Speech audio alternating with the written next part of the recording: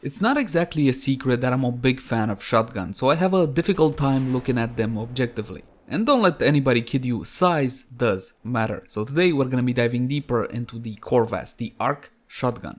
I'm going to be covering an everyday build, but we also have the quote-unquote endgame setup with a Riven. Now that said, please keep in mind that I like to take my time and explain a lot of the aspects that a veteran player might find obvious. So, in case you're a veteran, please bear with me or skip ahead. And with that out of the way, let's jump into the Corvas.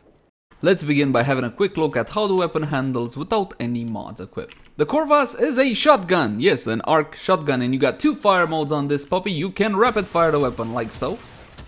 Well, this is a way of rapid firing, but you're only gonna be doing half the potential damage per shot. Now you can fully charge the weapon and release a more devastating blast, but again, you're only losing 50% of the damage, so in some situations, just rapid firing the weapon can actually be a whole lot more rewarding.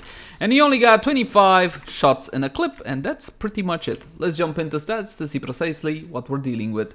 Now keep in mind that these arc guns have two modes. When you're looking over on the wiki, you have this little tab that you can cycle through. You have your Arcwing mode, which the weapon will have one set of stats, and you also have your atmosphere mode, which is what you use on the ground, and you're going to be looking at a different set of stats. Now my weapon has been forma a total of 3 times, but for the weapon build I'm recommending you guys, well actually yes, you will need free forma. I know, it sucks. Keep in mind that after you build your weapon you gotta stick in the Orokin Catalyst for 20 pluts, and then a Gravimag for also 20 plat. But of course, both of these can be farmed if you so desire. You get all of the parts for the Corvas from the left side of the standing. So that is Cephalon Suda, Arbiters of Hexus, and Steel Meridian. They're not overly expensive to buy, and the blueprint from your Tenno lab in the Duju. Now the accuracy for the weapon is 9.1 because, well, it is a shotgun, and for most shotguns this is pretty much standard. You got a charge rate of half a second, a critical chance, a 40% base critical chance, absolutely bloody beautiful, and a high critical multiplier as well at 2.6x. Now the fall off is between 60 and 120 meters. I was worried that I was not gonna go Eidolon hunting with the weapon simply because of the fall off or maybe the spread, but unfortunately none of these two let me down. In fact, the Corvas simply is not the ideal Eidolon hunting weapon, so put it out of your mind. If you wanna hunt Eidolon, use the Rubico, use the Vectis Prime, use the Lanka, or use the Velocitus as well. The fire rate of 2, a magazine of 25, no, is alarming because, well, shotgun reload 2 seconds, which is a tad on the lengthy side. A Riven disposition of 3 out of 5 and a status chance of 14%. Now let's pause for just one quick, okay, maybe not that quick second, and talk about status chance and pellet based weapons such as the Corvas. Keep in mind that your status chance is essentially getting divided among the pellets. If you don't want that to happen, you need to reach the magic 100% true status chance before multi-shot effects, so all of your pellets will be applying a status effect. In the case of the Corvas, this is not really possible, so we're just gonna leave it alone for now. We got impact, puncture, and slash, and what do you know, the highest damage by far is impact, just to piss me off, honestly. Impact is is the worst physical type you can have, but there you go, beggars can't be choosy. On the upside, take a look at all that damage, a huge amount of default damage on the Corvas. Now, with that out of the way, let's jump into the standard build, and we got damage with Troubadour line barreled and Sabot Rounds, 60% damage and 3 meters worth of punch through. Now, Sabot Rounds and Critical Focus are the only two issue mods here. Both of these mods can be farmed from Profit Taker, that is the first big orb fight down on Fortuna, but there is another way because the drop chance for these are terrible, absolutely bloody terrible. You can fuse mods. This is how I got a couple of Sabot Rounds and actually made a couple of plat. Thinking of which, I should make some more. But anyway, back to the build itself. We got multi-shot with dual rounds, and we got critical chance, critical damage with parallax scope, hollowed bullets, and of course critical focus. We got also an elemental combo of corrosive, because in my case I'm gonna be shooting corrupted heavy gunners level 120, but adapt your elemental combo depending on situation.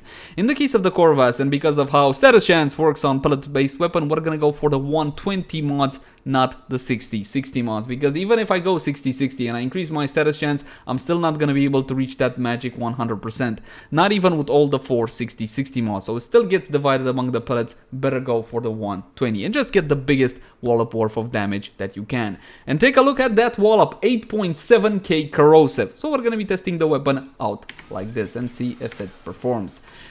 We got a critical chance of 80% without critical focus. If you add critical focus, we should be going over 100%, and a 4.7 critical multi plus the critical focus thing should go to 5.6, 5.7, anyway, something like that. Deploy the weapon and let's see what it can do. First I'm gonna go rapid fire on the right, then charge shots on the left. So as you can see, the weapon can deal a heavy amount of damage, but on the other hand, this is what a lot of primary shotguns can do as well. If you want to go rapid fire with the Corvus, you will be able to tear through targets.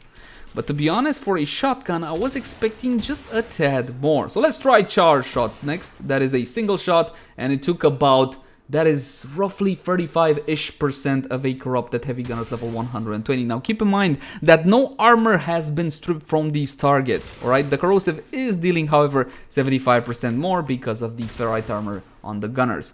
So as you can see, this weapon is fully capable of impacting your targets with a huge amount of damage. But for a arc gun, I was expecting just a tad more because there are plenty shotguns in Warframe, primary shotguns that can one-shot these targets. If I was to give an example, I'm gonna be super cheap on this one and say the Tigris Prime, because that one doesn't require any Riven at all or any fancy mods outside of the electricity one in order to one-shot these high-level targets, but that is definitely respectable.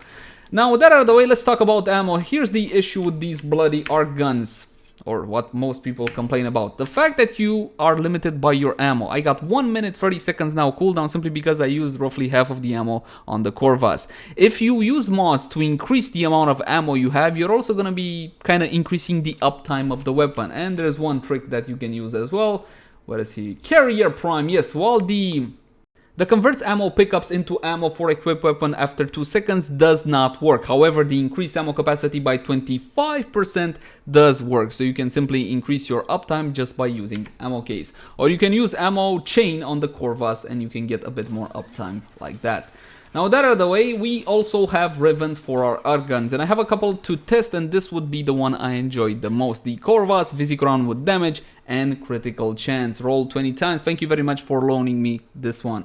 We got a critical chance of 118 without critical focus being applied and a 4.7 crit multi. A ton of damage with something like this, and keep in mind that Riven disposition is of 3 out of 5 is quite potent. Once again, corrupted heavy gunners level 120, and let's see what kind of a difference we can get with a Riven of 3 out of 5. It's a pretty good one. I mean, Corvus Rivens are not expensive, simply because nobody really plays our guns in missions, so there you go. And for Eidolon hunts, I wouldn't be using the Corvus, honestly. It's subpar. I would go definitely for a Velocitus, a Rubico, a Victus, or a Lanka. Whatever you prefer. And of course, Riven disposition of 3 out of 5 does make a difference, and I didn't just fall off the platform, almost. So with one shot, 60-ish, that is 60-65% of a corrupted heavy gunner's health. That is definitely respectable. But I'll be honest with you guys, when I use this thing in normal average everyday missions, I tend to rapid fire it because it's gonna nuke everything up to level 60, I wanna say, something like that, in rapid fire fashion. And I believe, my friends, that's pretty much it for standard builds and Riven setups. Let's talk about the ideal Riven. I know you guys love this stuff. You know what? I love it too. I hate the prices though. So the ideal Riven for a Corvus would be first and foremost critical damage, multi-shot, and critical chance in that specific order. If you can get something like that with a harmless negative, then your Corvus is just gonna be absolutely insane. Now, we're not quite done just yet. We're gonna bump up everything with Warframe buffs, and for that we're gonna be using Lady Mirage Prime for objective reasons, of course. As for buffs, well, auras aren't really gonna help you bar one, corrosive projection. Yes, this one will help you simply because it doesn't apply to the weapon, it applies to the enemies, but you can't use any amp. For example, rifle or maybe Deadeye or pistol amp, none of these will apply to arc guns. Maybe it's time we get an aura for arc guns as well, Anyway, when it comes to arcanes, the same story for the most part. You can't use primary or secondary arcanes, but you can use the Mighty Avenger. This one does help. We're gonna be double stacking this one. Yes, they do double stack. Link in the cards right now. So on damage, I got a 30% critical chance boost bonus additive after, so it stacks on top of what I already have. I'm gonna get 2, so 60% extra. This should be quite fun. We're gonna be spawning in the same targets as before, only we're gonna be unpausing the AI. And of course, I'm going to be calling down the arc gun. I love the knockback effect, but I just wish that that animation was just a tad faster. This is one of the reasons sometimes I hesitate or even forget that I actually have arc guns in missions. And of course, the lovely clones as well. And this is not charge shots. Take a look at this bloody beautiful damage. Absolutely sensational. I love the weapon, honestly. If you're gonna use it with something like Mirage Prime, bear in mind that she is a tad squishy even after all my hard work trying to get her to survive. Past level 80 enemies, I still have a rough time staying alive. So bear that one in mind. When it comes to charge shots, of course, of the non-charge shots actually kill a 120 corrupted heavy gunners, the charge shots will do it as well. Keep in mind that you are getting double damage with each charge shot. And I believe, my friends, that's pretty much it. I still think that our guns need a little bit of something more. Considering their power overall, I don't think they should be limited by ammo. Why you do this to us? It's pointless, really. There are plenty of primary weapons that can deal this level of damage. So, to be honest, the whole ammo bar limitation thing, I would remove it entirely. But hey, that's just one man's opinion. As always, my name has been Leyzar. Thank you guys so much for watching. Like, favorite, share, and subscribe if you enjoy the content. And if you got any feedback for me, I would love to read it in the comment section down below. But you can also find me on Twitch, Facebook, Twitter, all the usual places. Until next time, my friends. Bye-bye.